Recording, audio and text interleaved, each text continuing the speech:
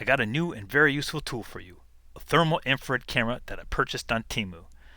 It's a Habotest HT821.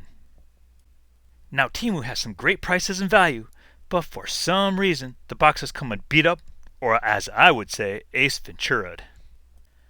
However, they always show up well packaged and in new condition.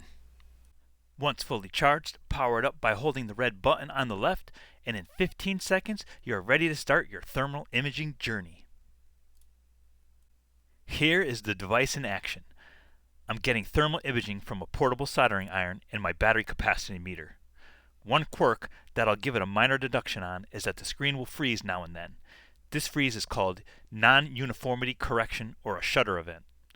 This does happen on my more expensive FLIR, but it's more noticeable on the Habotest with longer wait times. Speaking of the FLIR, here's my USB-C FLIR 1 Pro that costs 4 times the amount. It's a great device and it served me well, but it gets quarter of the battery time and requires a smartphone or tablet to operate.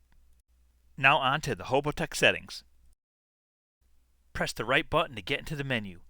You have time set, which you'll notice that I didn't set in my samples, gallery of the pictures taken from the trigger button, brightness, temp unit, which is Celsius or Fahrenheit, standby, which is how long it will take to shut down when not in use, color, how you want the heat map to appear, emissivity, which you pick based on the environment you're reading, tracking spot, language, temperature range, and compensate, which is the distance from 0.5 meters to 3 meters.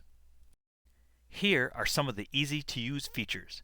The down arrow is the flashlight on and off, up arrows to change the color temp or the heat map of what you see on the screen, and of course the trigger. That saves your images to the 8 gig onboard non-removable memory card. Here is one of my favorite uses of the device. This is a basement wall, and hidden behind it is a set of PVC pipes which you can't see with your eyes. So after turning on some hot water in the sink above, you can see hot water drain down the pipe. This is very useful so you don't drive a nail through the PVC requiring a visit from a plumber. Next is the downloaded image from the device. And yes, this is February 2026, but seriously, whoever puts dates in their devices? This is a thermal image of one of my favorite drinks, some matcha with brown sugar and cream. I have a food thermometer there for reference. Keep in mind, this isn't designed specifically for temperature readings, but to give you an overall picture of where the hot spots are and the differences in temperature exist.